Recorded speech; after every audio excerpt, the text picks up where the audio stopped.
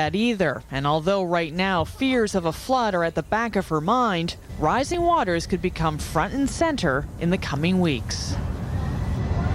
For some time now, municipal workers have been strengthening some of the 600 kilometers of dikes along the Fraser. The dikes are being built wider and taller in the hope that they'll be able to withstand both higher water and a more forceful current. But as Linda Aylesworth reports, a new kind of dike developed in Calgary is now being tested in this province, and it could revolutionize flood control in the future. In 1948, the mighty Fraser spilled over its banks and submerged 50,000 acres in the Lower Mainland.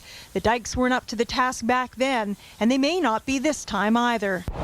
With concerns about flooding in the Fraser Valley this year, it's more important than ever to find new ways to contain raging rivers.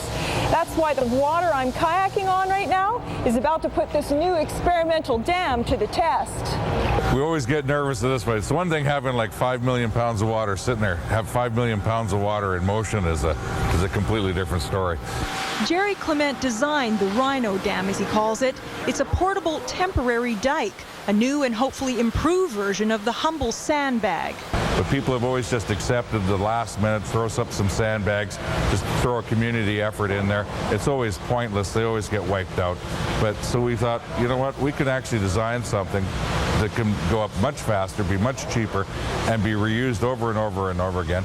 It took 3 people a couple of hours to put the Rhino Dam up in the Ocean Engineering Centre's wave tank in Vancouver today.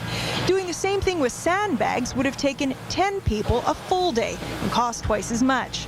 But will the Rhino Dam hold up under extreme conditions? This is its first ever test. She's going to turn this baby on, and she's going to churn her up a little bit, and then if there's anything's going to break, that's when it's going to break.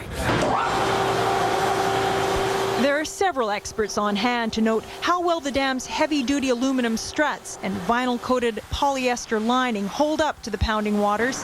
After a few minutes, the wave machine is shut down. Didn't move a bit.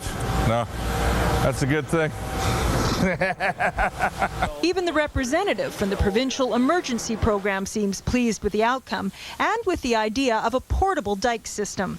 There's many situations where temporary measures are really what might be desirable in circumstances rather than a permanent facility or a permanent dike to be constructed that has expense, there's maintenance to be involved in it. No matter how much infrastructure improvements to infrastructure you do, you can't build dikes around every stretch of water. What's the next step?